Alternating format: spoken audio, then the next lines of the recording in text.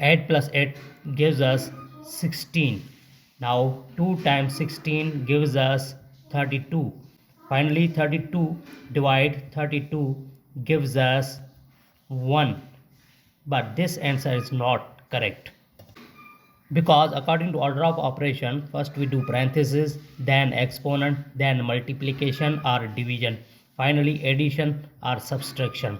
Remember that in multiplication and division have equal priority, and we have worked from left to right. Same applies addition and subtraction. Now 32 divide 2 times 8 plus 8 gives us 16. Here division and multiplication, and we work from left to right.